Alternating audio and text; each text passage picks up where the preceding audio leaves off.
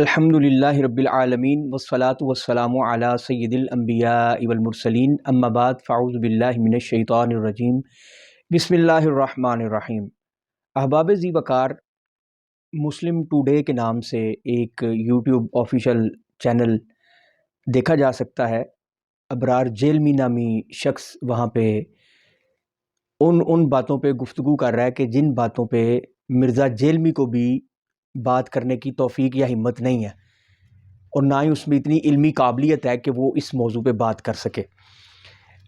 اس نے راشد محمود صاحب رضوی دامت فیوزہم کے بارے میں ہرزہ سرائی کرتے ہوئے جھوٹ، دھوکے، دجل، فریب، دسیسہ کاری اور تلبیس ابلیس کا سہارا لیتے ہوئے یہ ثابت کرنے کی کوشش کی ہے کہ انہوں نے مرزا جیلمی پہ یہ الزام لگایا ہے کہ وہ نبی کریم صلی اللہ علیہ وسلم کی حدیث جو کہ بخاری میں موجود ہے، وہ مرزا جیلمی پہ الزام لگا رہے ہیں کہ مرزا جیلمی نے یہ کہا ہے کہ جی وہاں سے گستاخی ثابت ہوتی ہے نبی کریم صلی اللہ علیہ وسلم کی، جبکہ پوری دنیا گواہ ہے، یوٹیوب گواہ ہے، وہاں پہ اپلوڈ کیے ہوئے اس کے متعدد کلپ گواہ ہیں۔ بلکہ اس سے بڑی کیا جہالت ہوگی، کیا بغض، کدورت، کینہ، شقاوت قلبی ہوگی کہ مرزا جیلمی نے اس واقعے کو اپلوڈ کرتے ہوئے تمام احباب نے دیکھا ہوگا کہ اس نے لکھا کہ نبی کریم صلی اللہ علیہ وسلم کی خودکشی کی کوشش، تھم نیل یہ لگایا، اور تھم نیل پہ ساتھ میں ایک پھانسی کا پھندا لگایا۔ اب جو ابرار جیلمی ثابت کرنا چاہتا ہے بریلویوں اور احناف کے بارے میں، کم از کم اس کو خدا اتنی توفیق اور غیرت دے، علمی غیرت دے، دینی حمیت اگر اس میں ہے تو وہ کم از کم اتنا کہے کہ ہمیں مرزا جیلمی کا یہ انداز شقیق پسند نہیں آیا۔ یعنی اس سے بڑھ کے بھی کوئی شکاوت قلبی، نوسر بازی اور گستاخی ہو سکتی ہے کہ نبی کریم صلی اللہ علیہ وسلم کی خودکشی کی کوشش پہ ایک کلپ بنایا کہ کیا نبی کریم صلی اللہ علیہ وسلم نے ایسی کوشش کی یا آپ کا کوئی ایسا ارادہ تھا، تو ساتھ میں پھانسی کا پھندا بنایا۔ یہ کیوں بنایا؟ کیا لوگ نہیں سمجھیں گے اس سے کہ یار یہ عنوان کیا ہے تھم نیل کا، اور یہ ساتھ پھانسی کا پھندا بنایا ہے؟ کیا معاذ اللہ نبی کریم صلی اللہ علیہ وسلم نے پھانسی کا پھندا لینے کی کوشش کی؟ معاذ اللہ۔ اگر اس کے علاوہ کوئی اور کسی کے ذہن میں کوئی آتا ہے کہ نہیں یہ ذہن میں نہیں آیا ہوگا، کچھ اور آیا ہوگا، تو ہم ان لوگوں سے یہ گزارش کرتے ہیں کہ وہ کم از کم ہمیں اتنا بتا دیں کہ یہ تھم نیل دیکھتے ہوئے، یہ ٹائٹل پڑھتے ہوئے ان کے ذہن میں کیا آیا تھا۔ اگر میں غلط بیانی کر رہا ہوں یا غلط کہہ رہا ہوں یا یہ میری فہم کا قصور ہے کہ نہیں بھی یہ تو ذہن میں نہیں آ سکتا، پھانسی کا پھندا ساتھ بنایا، نہیں یہ نہیں ذہن میں آ سکتا، کچھ اور آ سکتا ہے، تو جو آ سکتا ہے وہ آپ بتا دیں، نیچے کمنٹس میں بتا دیں۔ ابرار جیلمی اگر اس کو خدا توفیق دے تو وہ اس سوال کا جواب دے دے۔ اب وہ چشتی رسول اللہ کو اور اس حدیث کو آپس میں گڈمڈ کرنے کی کوشش کر رہا ہے، حالانکہ یہ گڈمڈ نہیں ہے، دو بالکل سیدھے راستے ہیں۔ بات یہ ہے کہ مرزا جیلمی نے اس بات کا اقرار کیا کہ یہ حدیث، اس میں جو الفاظ ہیں وہ گستاخانہ ہے، نبی کے بارے میں یہ امیجن نہیں کیا جا سکتا، یہ بات اس نے کی۔ اس کے بارے میں جی ایم آفیشل والے غلام محی الدین نے کلپ بنایا اور اس میں کہا، اس نے بھی یہی بات کی کہ بریلوی مفتی نے انجینئر صاحب پہ الزام لگا دیا، لیکن دروغ گو راہ حافظہ نہ باشد تھوڑا سا آگے جا کے اسی کلپ میں اس نے خود ہی اقرار کر دیا کہ مرزا جیلمی صاحب نے جو یہ بات کی ہے ہم اس سے اختلاف رکھتے ہیں۔ تو جب تم اس سے اختلاف رکھتے ہو تو اس کا مطلب یہی ہے نا کہ اس نے یہ بات کی ہے، مفتی صاحب نے اپنے پاس سے یہ بات نہیں کی۔ اچھا، دوسری بات، ابرار جیلمی نے بھی یہی بات کی ہے، اس نے بھی کہا کہ جی ہمیں مرزا صاحب کی اس تحقیق سے اعتراض ہے، اور اس نے بھی جی ایم آفیشل والے کا حوالہ دیا۔ اس نے کہا کہ جی ایم آفیشل والے نے اس پہ ایک کلپ بنایا تھا، اور جی ایم آفیشل والے نے یہ کہا تھا کہ جناب میں نے یہ سارے دلائل جو ہے نا، حالانکہ دلائل وہاں پہ کوئی بھی نہیں ہے، اس کا میں رد تقریباً 1 گھنٹے کی ویڈیو میں کر چکا ہوں۔ اس نے کہا کہ ہم نے یہ تمام دلائل جو ہے نا مرزا جیلمی صاحب کی خدمت میں رکھے تھے، اور انہوں نے ان تمام کو تسلیم کیا تھا اور کہا تھا کہ میں اس پہ اپنا رجوع ریکارڈ کرواؤں گا۔ آج تک وہ رجوع ریکارڈ نہیں ہوا، بلکہ مسلم ٹوڈے والے ابرار جیلمی کی ویڈیو آ گئی اس پہ کہ جی یہ بریلوی مفتی راشد محمود صاحب نے چشتی رسول اللہ کا یہ دھوکہ اور یہ سارے معاملات۔ اچھا، اب پہلی بات یہ ہے کہ تم سب لوگوں کا کہنا یہ ہے کہ ابن شہاب زہری نے جو اگلا پورشن بیان کیا نا، پیچھے ساری حدیث لمبی حدیث ہے، وہ بیان کر کے یہ جو پورشن بیان کیا نا، اس نے اس سے بیان فی ما بلغنا، کہ ہم تک یہ بات پہنچی. وہ کہتا ہے کہ یہ جو بات بیان کی ہے نا، ہم تک یہ بات پہنچی. اور پھر اس نے کہا کہ نبی کریم صلی اللہ علیہ وسلم اپنے آپ کو پہاڑ سے گرانے کی کوشش کرتے تھے اور جبریل نظر آتے تھے اور وہ کہتے تھے کہ آپ اللہ کے سچے رسول ہیں. مفہوم ہے حدیث کا. تو وہ کہتا ہے کہ یہ جو پورشن ہے نا، یہ ضعیف ہے کیونکہ اس کی سند بیان نہیں کی. اچھا، اب ہم کہتے ہیں کہ جب تم نے یہ مان لیا کہ یہ حدیث میں الفاظ موجود ہیں اور ہے بھی بخاری میں، اصح الکتب بعد کتاب اللہ، اللہ کی کتاب کے بعد سب کتابوں میں صحیح ترین بخاری شریف، اس میں یہ بات موجود ہے، لیکن تم کہتے ہو کہ یہ پورشن ضعیف ہے، پوری حدیث میں سے اتنا سا یہ جو پورشن ہے نا، یہ ضعیف ہے. ٹھیک ہو گیا. تو اب یہ کہنا کہ بریلوی مفتی راشد محمود صاحب رضوی دامت برکاتہم العالیہ نے یہ مرزا جیلمی پہ الزام لگایا ہے، پہلے تو تمہیں اس بات سے رجوع کرنی چاہیے. اتنی ڈٹائی، اتنا دھوکہ، اتنا فریب، اتنی تلبیس ابلیس یہ اچھی نہیں ہوتی. تمہارے پاس علمی جواب نہیں ہے، تم نہیں دے سکتے قیامت تک. مفتی صاحب نے اس کے تمام جواب علمی دے دیے، فقہی جواب دے دیے، اور الزامی طور پہ یہ کہا تھا کہ تم ہمیں یہ کہتے ہو کہ صوفیاء کی کتابوں میں یہ عبارات گستاخانہ ہیں. بات سمجھیے گا، یہ عبارات گستاخانہ ہیں، لہذا ان کو کتابوں سے نکلواؤ، ان کو چراہوں پہ رکھ کے آگ لگاؤ، ان کے قائلین کو کافر یا مشرک یا جو بھی کہنا ہے یا جو فتویٰ لگانا ہے وہ فتویٰ لگاؤ، اور ان سے بیزاری کا برات کا اعلان کرو. ہم یہ کہتے ہیں کہ جن احادیث کے بارے میں تم مرزا جیلمی خود یہ بات کہہ چکے ہو کہ یہ حدیث گستاخانہ ہے، تم نے اس بات کا خود اقرار کیا کہ یہ حدیث گستاخانہ ہے، اس کا یہ پورشن گستاخانہ ہے. یہ تو بعد میں تمہارے چیلوں نے یہ وضاحت کی نا کہ یہ پورشن گستاخانہ ہے. تو ہم یہ کہتے ہیں کہ جو تمہاری نظر میں گستاخانہ ہے، کیا تم نے اس کو کتابوں سے نکلوا کے نئی کتاب چھپوائی؟ تم نے چراہوں میں رکھ کے ان کو کتابوں کو آگ لگوائی؟ جس حدیث کے بارے میں تم کہتے ہو کہ جو یہ مانتا ہے وہ بے ایمان ہو جائے، جس کو ناصر الدین البانی نے بھی اس حدیث کو صحیح کہا ہوا ہے کہ جو شخص زمانہ جاہلیت کے نسب پہ فخر کرے، اس کو چاہیے کہ وہ اپنے باپ کا اعلیٰ تناسل کاٹ کے اپنے منہ میں رکھ لے. تم نے اس حدیث کو جس کے بارے میں تم کہتے ہو کہ جو یہ مانے وہ بے ایمان ہو جائے، تو جو بے ایمان ہو وہ مسلمان رہ گیا. تو کیا تم نے اس حدیث کو نہیں کہا؟ اس کے بارے میں تم نے کہا کہ کتابوں سے نکلواؤ. تم نے ان کتابوں کو تو اپنے سامنے ٹیبل پہ رکھا ہوا ہے، تم نے تو یہ نہیں کہا کہ میں نے تو یہ نکلوا کے تو آگ لگوا دیا اور میں نے یہ نہیں چھپوانے لگا ہوں. تم نے تو نہیں کہا. کیا اب تم ان رافضیوں کو کیا جواب دو گے جو بخاری پہ تان کرتے ہیں؟ ان خارجیوں کو، منکرین حدیث کو کیا جواب دو گے جو بخاری کی نہ حدیث پہ تان کرتے ہیں؟ تم نے خود اقرار کیا، منکرین حدیث کے بارے میں سوال کیا گیا، پہلے تم نے یہ 2 نمبری کی مرزا جیلمی نے، اس نے کہا کہ ضعیف حدیث جو ہے نا یہ فتنہ ہے اور یہ منکرین حدیث کو جنم دے رہی ہیں، حالانکہ یہ سراسر اس کا دھوکہ، فریب تھا، فراڈ تھا. بھئی جو منکرین حدیث ہیں وہ ضعیف کی وجہ سے تھوڑی احادیث کا انکار کرتے ہیں، وہ تو بخاری و مسلم کا انکار کرتے ہیں، صحاح ستہ کا انکار کرتے ہیں، بخاری شریف کو وہ بخاری بدماش کہتے ہیں.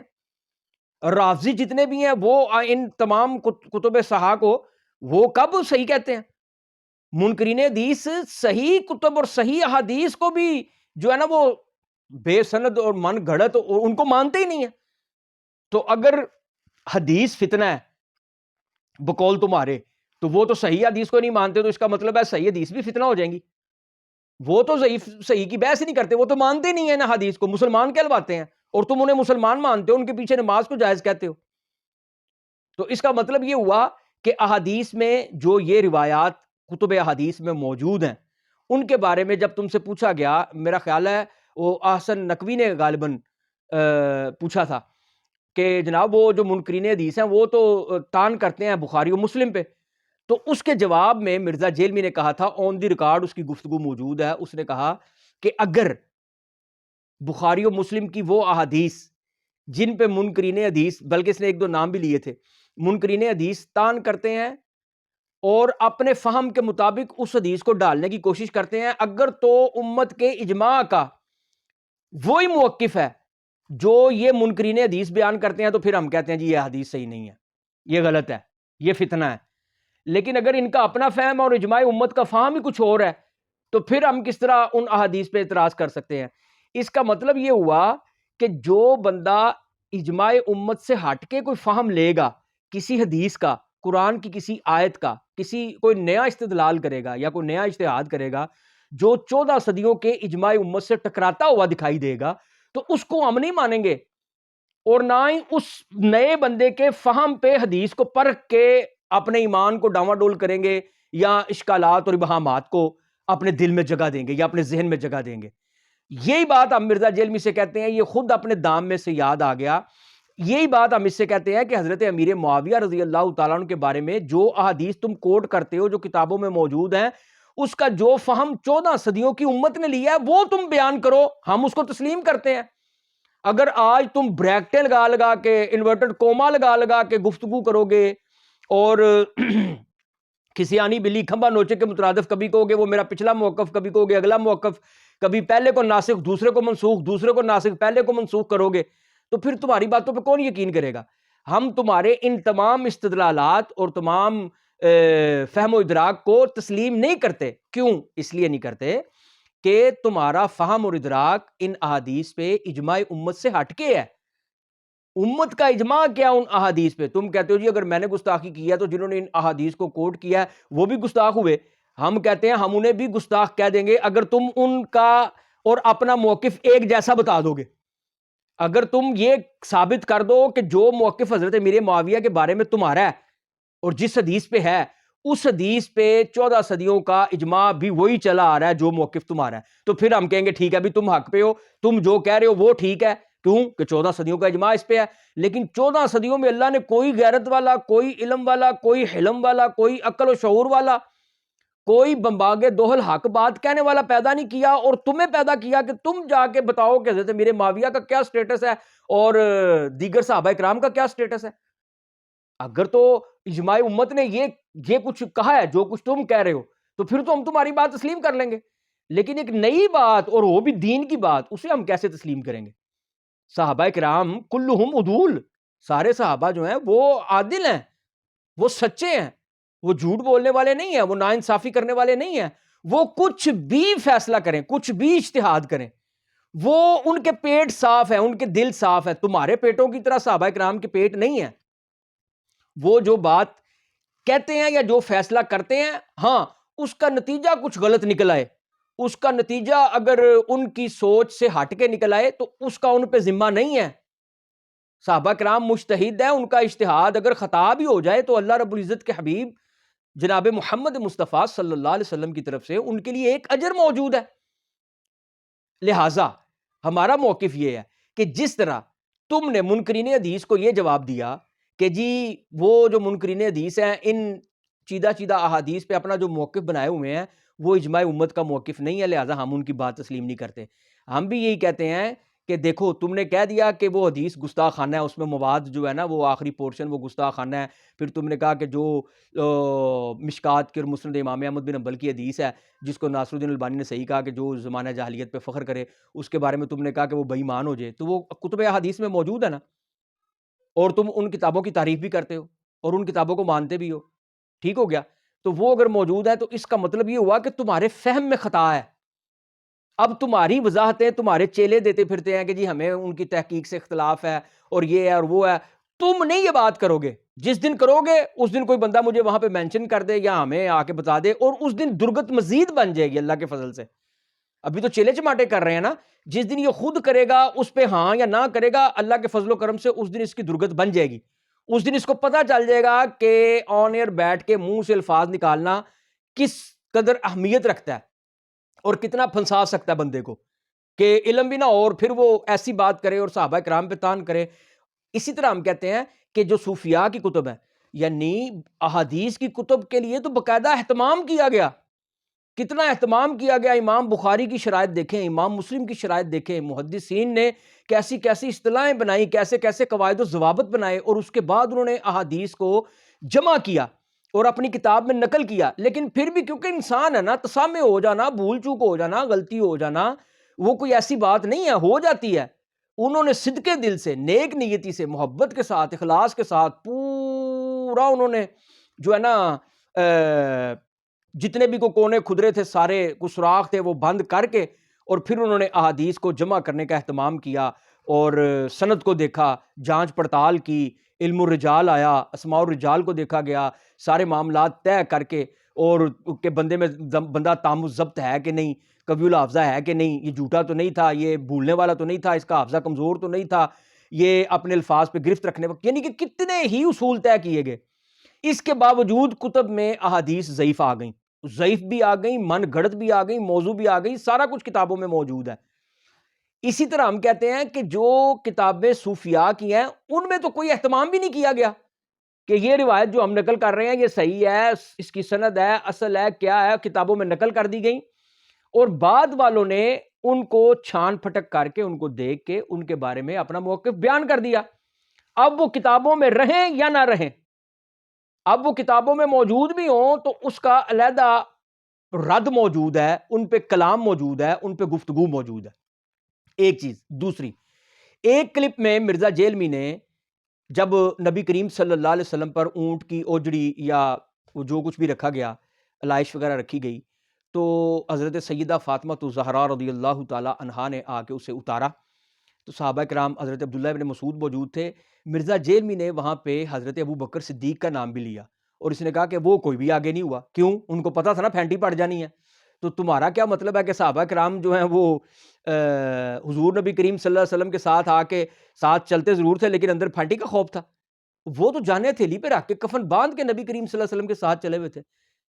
اگر وہ حضور سے یہ غزوہ احد کے بارے میں رافضی کہتے پھرتے ہیں، وہ ایک نیا ایڈوکیٹ کو ٹی وی پہ یوٹیوب پہ آیا، وہ کہتا ہے جی وہ بھاگے تھے، وہ غزوہ احد سے بھاگے تھے۔ میں کہا وہ اگر غزوہ احد سے بھاگے تھے تو غزوہ احد میں جو قبریں ہیں وہ تیرے باپ کی ہیں، وہ تیرے باپوں کی قبریں ہیں۔ صحابہ کرام کی غزوہ احد میں جو اتنی قبریں 100 کے قریب بنی ہوئی ہیں وہ کس کی ہیں؟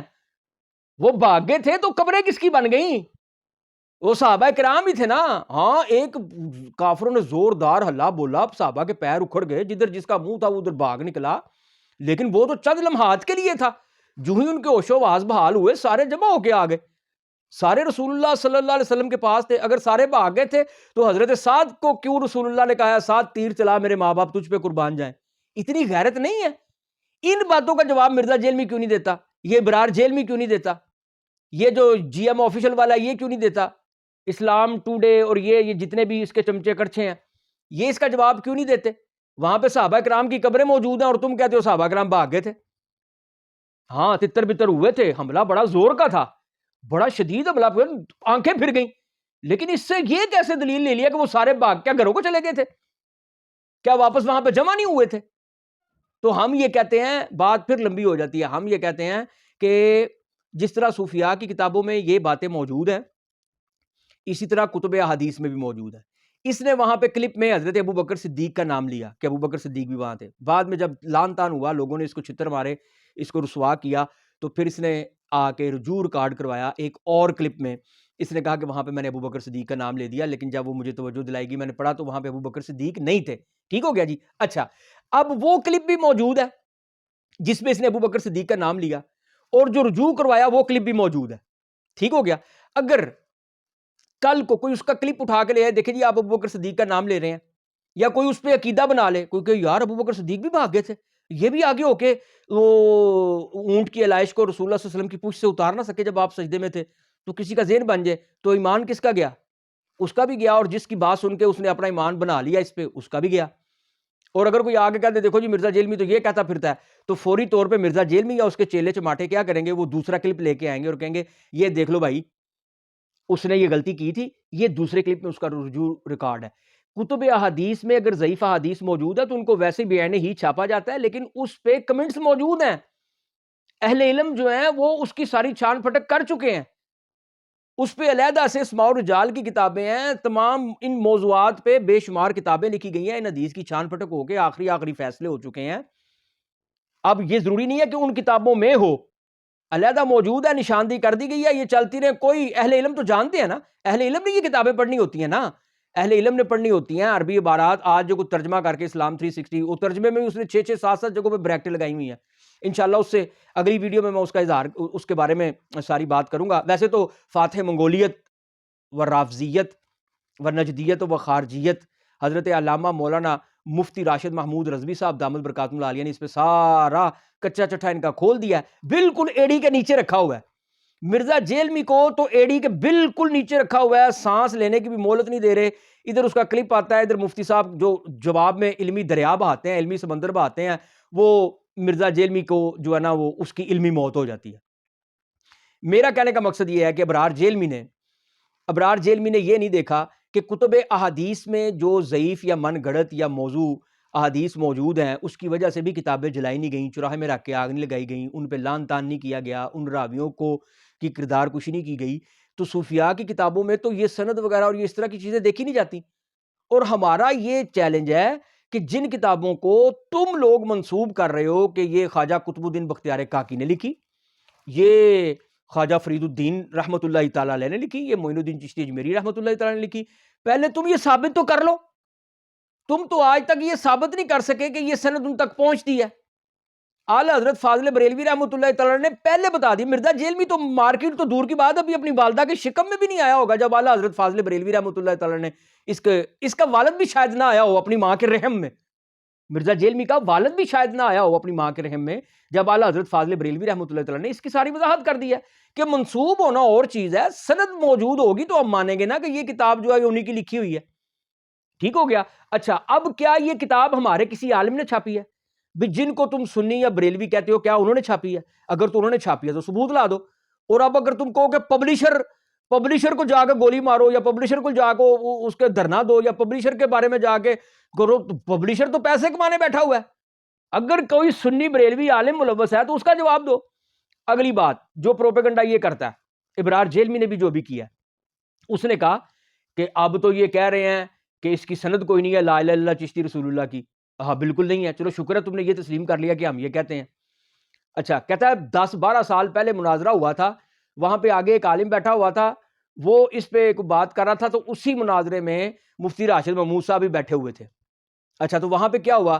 کہتے جی وہاں پہ وہابی مناظر نے یہی عبارت پیش کی، ہم سب سے پہلے ان ابرار جیلمی جیسے لفنگوں کو، لچوں کو ہم اس طرح ننگا کرتے ہیں کہ تم کہہ رہے تھے کہ جی ہائی لائٹ کیا مرزا جیلمی نے ان عبارات کو، اور تم نے خود تسلیم کر لیا کہ 12 سال پہلے ایک مناظرے میں یہ عبارت پیش کی گئی، اور میں پہلے یہ کہہ چکا ہوں کہ یہ عبارتیں مرزا جیلمی کی پیش کردہ یا تلاش کردہ نہیں ہیں، یہ وہابی دیوبندی پہلے یہ عبارتیں پیش کر چکے ہیں، اس وقت بھی مرزا جیلمی مارکیٹ میں نہیں آیا تھا. تو اس سے یہ ثابت ہوا کہ مرزا جیلمی کی یہ کاوش یا تحقیق یا کوئی چھان پھٹک نہیں ہے، بلکہ اس نے یہ اعتراضات چوری شدہ لیے ہوئے ہیں اور وہ آگے بیان کر رہا ہے. اس کا ثبوت یہ ہے کہ تم نے اس مناظرے کی کلپ بھی چلائی اور مناظرہ بھی دکھایا. اچھا، اب یہ ہے کہ وہاں پہ مناظر نے یہ عبارت پڑھی، عبارت پڑھ کے تو اس نے کہا یہ دیکھو جی، یہ تمہارے جو مولوی ہیں وہ تو یہ بزرگ جو ہیں وہ تو لا الہ الا اللہ چشتی رسول اللہ پڑھوا رہے ہیں. اچھا، اب اس کا جواب مفتی راشد صاحب جس مناظر کے ساتھ بیٹھے ہوئے تھے، نوری صاحب ہیں، انہوں نے اس کا جواب دیا. انہوں نے کہا کہ تو نے عبارت پڑھنے میں خیانت کی ہے. بات نوٹ کیجئے، انہوں نے کہا کہ تو نے عبارت پڑھنے میں خیانت کی ہے، عبارت تو پوری پڑھ. اچھا، عبارت پوری کیا ہے؟ عبارت پوری کیا ہے؟ وہ یہ ہے کہ اس وقت خواجہ صاحب پہ کیفیت طاری تھی. اچھا، اب یہ کہتا ہے کہ تم تو اس عبارت کا دفاع کر رہے ہو، حالانکہ یہ دفاع نہیں ہے. مناظرہ یہ ہوتا ہے کہ مناظر ایک بندہ اگر کوئی بات کرتا ہے تو فریق مخالف جو ہے نا وہ اس کو لے جا کے گہرے پانی میں مارنا چاہتا ہے، کنارے پہ نہیں ڈبکیاں دینا چاہتا. وہ کہتا ہے اچھا چل تھوڑا آگے چل، تجھے گہرے پانی میں جا کے ڈبوؤں گا. حضرت ابراہیم علیہ الصلوۃ والسلام نے کہا کہ میرا رب وہ ہے، نمرود سے کہا میرا رب وہ ہے کہ جو زندہ کرتا اور مارتا ہے. اس نے کہا یہ کام تو میں بھی کر سکتا ہوں. تفاسیر میں لکھا ہے کہ اس نے کیا کیا، اس نے 2 قیدیوں کو بلایا. ایک قیدی وہ تھا کہ جس کو ایک آدھے دن میں پھانسی ہونے والی تھی، اور ایک قیدی وہ تھا جس کو ایک آدھے دن میں رہائی ملنے والی تھی. جس کو رہائی ملنے والی تھی یا ظاہر ہے وہ تو خوش تھا کہ میں آج 1-2 دن میں رہا کر دیا جاؤں گا، جا کے اپنی زندگی جیوں گا. اور جو پھانسی والا تھا وہ بیچارہ غمگین تھا، اس کو پتا تھا کہ بس آج کل میں میری موت ہو جائے گی. اس کو اپنی موت پہ یقین تھا، اس کو اپنے زندہ رہنے پہ یقین تھا. تو جس کو زندہ رہنے پہ یقین تھا، رہائی تھی جس کی، اس کو اس نے مار دیا، اور جس کو پھانسی دینی تھی اس کو اس نے بری کر دیا. اس نے کہا یہ دیکھو زندگی موت تو میں بھی دیتا ہوں. اب یہ بونڈی دلیل تھی، یہ دلیل کسی کام کی ہے؟ لیکن مناظر کہتا ہے تجھے گہرے پانی میں لے جا کے ماروں گا. حضرت ابراہیم علیہ السلام نے فرمایا اچھا چل، میرا رب وہ ہے جو مشرق سے سورج نکالتا ہے اور مغرب کی طرف غروب کرتا ہے. چل تو اگر اپنے آپ کو رب کہتا ہے تو مغرب سے نکال سورج. تو اب جواب میں کیا ملا؟ فبہت الذی کفر. کفر جو ہے نا مبہوت ہو کے رہ گیا، منہ کھلے کا کھلا رہ گیا، یہ کیا بات کر دی ہے؟ تو مطلب یہ ہوتا ہے کہ مناظر کہتا ہے کہ تجھے ابھی تھوڑی ڈباؤں گا، تو تھوڑا اور آگے چل، گہرے پانی میں لے جا کے ڈباؤں گا۔ اچھا، اب مسئلہ یہ ہے کہ ہمارے مناظر نے کہا کہ اس پہ کیفیت آ رہی تھی۔ اب اس کیفیت کے بارے میں جب وہ کوئی بات کرتا نا کہ کیفیت کیا ہوتی ہے، جس طرح یہ مناظرہ کیوں نہیں کرتا مرزا جیلمی یا برار جیلمی یا جتنے دوسرے تیسرے ہیں، یہ مناظرہ کیوں نہیں کرتے؟ کیونکہ ان کو پتا ہے کہ علمی گفتگو ہوگی، پلے مارے ہے کچھ نہیں۔ اب وہ جو سامنے بیٹھا ہوا تھا نا صادق کوہاٹی، وہ وابی، اس کو کہا گیا کہ یہ تو خواجہ پہ کیفیت آ رہی تھی۔ اب وہ جب اگلی گفتگو آپ سنیں، جب اس پہ دوبارہ بات ہوگی نا، جب اس کی ٹرم آئے گی، تو وہ اگر اس پہ ٹھٹھا کرے گا، اس پہ مذاق اڑائے گا اور اس پہ کہے گا حکم کفر لگاؤ، تو پھر ہمارے مناظر کیا کریں گے؟ ہمارے مناظر اس کے بزرگوں کی کتابوں سے شتیہات پہ، جو بزرگوں کی شتیہات ہوتی ہیں ان پہ اقوال پیش کریں گے۔ شاہ ولی اللہ محدث دہلوی، شاہ عبدالعزیز محدث دہلوی اور وہابیوں کا چوٹی کا مناظر ثناء اللہ امرتسری، مولوی ثناء اللہ امرتسری، جس کو یہ محدث بھی کہتے ہیں، مفسر بھی کہتے ہیں، اس کی تفسیر سنائی بھی ہے، فتاوی سنائیہ بھی ہے، وہ بہت بڑا مناظر بھی تھا۔ اس کا قول پیش کریں گے کہ بزرگوں کی شتیہات پہ نہ جانا ورنہ ایمان خراب کر بیٹھو گے۔ تو اب وہ اس پہ فتویٰ لگواتا، اس سے پہلے اس کو اپنے بزرگ پہ فتویٰ لگانا پڑنا تھا، اور اگر وہ اس پہ فتویٰ لگا دیتا تو ہمارے علماء پھر کہتے ہیں کہ تو نے اپنے بزرگ پہ فتویٰ لگا دیا ہے جس نے شتیہات کی تعریف کی ہے، ہمارے نزدیک یہ واقعی جھوٹا ہے، اس کی سند کہاں ہے، اس کی اصل کہاں ہے، اس کے راوی کون ہے؟ تو مطلب یہ ہوا کہ تم یہ سمجھتے ہو کہ شاید وہ 12 14 15 سیکنڈ کا وہ ایک کلپ 4 گھنٹے کا مناظرہ ہے، اس میں سے 12 سیکنڈ کا کلپ تم کاٹ کے تو تم یہ سمجھتے ہو کہ دنیا کی آنکھوں میں دھول جھونک لو گے۔ آمنے سامنے بیٹھ جاؤ نا، ہمارے علماء کے، ہمارے مناظرین کے آمنے سامنے بیٹھو، ہمت تو کرو، اپنی بل سے باہر تو آؤ، آ کے کسی طریقے سے کوئی بات کرو تو صحیح، کو گل تے ٹورو نا، گل تسی ٹور دے نہیں، 15 سیکنڈ دے ٹوٹے دہا کے، اور تم یہ ثابت کرنا چاہتے ہو کہ جی یہ انہوں نے تحفظ کیا یا دفاع کیا، وہ دفاع ثابت تو کرو۔ خود تمہارے اس نے کیا نام ہے اس کا، مرزا جیلمی، اس نے ہمارے مناظر اسلام، امام المناظرین، ابن فقیہ العصر، حضرت علامہ مولانا سعید احمد اسعد رحمت اللہ تعالی علیہ، پچھلے دنوں ان کا انتقال ہوا، ان کا کلپ چلایا کہ وہ کہتے ہیں کہ یہ الحاق ہے، یہ بے دینی ہے، یہ بعد میں شامل کی گئی عبارات ہے۔ جب وہ ان کا کلپ چلایا اور پھر تم کہہ رہے ہو کہ جی کوئی بڑا مولوی ان کا آگے انکار کرے، بھئی انکار کیا کرنا ہے جب ایک بات ہے ہی غلط، ایک بات ہے ہی جھوٹ؟ کتنی بار کہہ دیا کہ جو شخص یہ عقیدہ رکھے لا الہ الا اللہ چشتی رسول اللہ، وہ مسلمان رہ سکتا ہے؟ پھر تم کتنی ڈٹائی سے کہتے ہو جی یہ بریلویوں کا عقیدہ ہے، یہ دیکھو جی یہ کلمے پڑھواتے ہیں۔ ہم کہتے ہیں اگر تم نے اپنی ماں کا دودھ پیا ہے، ابرار جیلمی ہو یا مرزا جیلمی ہو یا کوئی بھی ہو، حماد چیمہ ہو، اور وہ آفیشل کیا نام ہے اس کا، جی ایم آفیشل والا غلام محی الدین ہو، ہم کہتے ہیں کہ اگر تم نے اپنی ماؤں کے دودھ پیے ہیں تو پوری کائنات کا وہ خطہ بتاؤ جہاں پہ لا الہ الا اللہ چشتی رسول اللہ کہنے والے بستے ہیں۔ چلو نقش بندیوں میں نہ ہوتے، قادریوں میں نہ ہوتے، اور سوروردیوں میں نہ ہوتے، اور چشتیوں میں ہوتے، لاؤ دکھاؤ، کوئی ایک بندہ دکھاؤ جو لا الہ الا اللہ چشتی رسول اللہ پڑھتا ہو یا اس کا قائل ہو۔ دنیا کے کس خطے میں بستے ہیں وہ؟ ہیں تمہارے پاس کوئی اس کا جواب؟ قیامت تک نہیں دے سکو گے۔ کتاب بے اصل، واقعہ بے اصل، منسوب ہونے کا کیا مطلب ہوا؟ اگر کوئی کتاب کسی کی طرف منسوب ہے تو اس کا مطلب یہ ہو گیا کہ یہ کتاب اس کی ہے۔ ملفوظات بھی کبھی دلیل ہوا کرتے ہیں، سوائے اشرف علی تھانوی کے ملفوظات کے، اور کسی کے ملفوظات جو ہیں وہ دلیل نہیں ہیں۔ آپ کہیں گے اشرف علی تھانوی کے کیوں؟ وہ اس لیے کہ ان کی کتابوں میں لکھا ہے کہ اشرف علی تھانوی نے جتنے بھی اس کے ملفوظات جمع کیے گئے اس کو دکھایا گیا، اس نے ری چیک کر کے کنفرم کیا، انہیں کنفرمیشن کی ہے، لہذا اس کے ملفوظات دلیل ہیں، باقی کسی کے بھی دلیل نہیں ہے، کیونکہ ان کی سند نہیں ہے۔ نہ جانے انہوں نے کیا بولا اور لکھنے والے نے کیا لکھ لیا، یا اپنی آج محفل میں سنا اور کل اپنی یاد دہانی کے طور پہ جو اس کے ذہن میں تھا اس کے مطابق اس نے لکھ لیا، نہ جانے اس نے کیا سمجھا اور کیا لکھ لیا۔ ملفوظات دلیل نہیں ہوتے، تمام مکاتب فکر کو پڑھ کے دیکھ لیں۔ لہٰذا ایسی باتیں کرنا، ہم کہتے ہیں کہ چلو تم اتنا ثابت کر دو کہ کیا معین الدین چشتی اجمیری رحمت اللہ تعالی علیہ اپنے دور میں چشتی کہلواتے تھے؟ لاؤ ثابت کرو۔ جب تم اس طرح کی باتیں ثابت بھی نہیں کر سکتے، تمہارے پلے ہے بھی کچھ نہیں، تو پھر بلا وجہ کا پروپیگنڈا کرتے ہو۔ میں نے تمہیں کہا تھا اگر تم میں غیرت دینی ہے تو اس بات پہ بولو نا کہ اس نے رسول اللہ صلی اللہ علیہ وسلم کو کل کا چھوکرا کہا یہودیوں کا نام لے کے. ہم پیٹتے رہ گئے کہ لاؤ دکھاؤ کس یہودی نے یہ لفظ بولے ہیں. کبھی کہتا ہے کہ جب اس کو جاہل چھوکرا کہا جائے تو کہتا ہے یہ دیکھو جی مولویوں کی بزاری زبان, اور جب رسول اللہ کو کہے تو کہتا ہے چھوکرا اچھا لفظ ہے. لعنت ہے تیرے ایسے گندے عقیدے پہ. توبہ کر, کلمہ پڑھ, مسلمان ہو, بے ایمان آدمی. تجھے کہا جائے تو یہ بزاری زبان ہے, اور رسول اللہ کے بارے میں اگر تو بولے تو تو کہتا ہے کہ جی یہ تو بڑا اچھا لفظ ہے, برے صغیر میں بڑا اچھا سمجھا جاتا ہے. یہ تو بچے کو کہتے ہیں, کم عمر کو کہتے ہیں. نبی کریم صلی اللہ علیہ وسلم کو یہودیوں نے اگر کہا تو آپ جب مدینے گئے ہیں تو حضور صلی اللہ علیہ وسلم کو 12-14 سال عمر مبارک تھی آپ کی. نبی کریم صلی اللہ علیہ وسلم شادی شدہ تھے, بال بچے دار تھے, بچیوں کی شادیاں ہو چکی تھیں. 54-55 سال آپ کی عمر تھی, 52-53 سال عمر شریف تھی آپ کی جب آپ مدینہ میں گئے. تو 54-55 سال کے بندے کو کون چھوکرا کہتا ہے؟ بے ایمان آدمی. اس پہ تم لوگ بولتے نہیں ہو. منی گاڈ کہہ کہ اس نے پوری کائنات کو جنتیوں کو خدا بنا دیا. دلیل یہ دی ہے کہ جی وہ جو کہیں گے جب وہ مریں گے نہیں, وہ اب ہمیشہ ہمیشہ کے لیے زندہ رہیں گے. تو جنتی اگر ہمیشہ ہمیشہ کے لیے زندہ رہیں گے اور ان کا زندہ رہنا منی گاڈ ہونے کی دلیل ہے, تو جو جہنمی ہیں وہ مر جائیں گے, وہ بھی تو ہمیشہ ہمیشہ کے لیے زندہ رہیں گے نا. تو کیا تم انہیں بھی منی گاڈ مانتے ہو؟ سارے جنتیوں اور سارے جہنمیوں کو منی گاڈ مانتے ہو, اور ہمیں حاجت روا مشکل کشا کہنے پہ بھی یا دور کی سن لینے پہ بھی ہمیں کہتے ہو کہ جی انہوں نے خدا مان لیا. اور خود مانتے ہو, صفت تکوین کو مانتے ہو, صفت کن کو مانتے ہو, اور مخلوق میں مانتے ہو. لہذا اللہ سے ڈرو.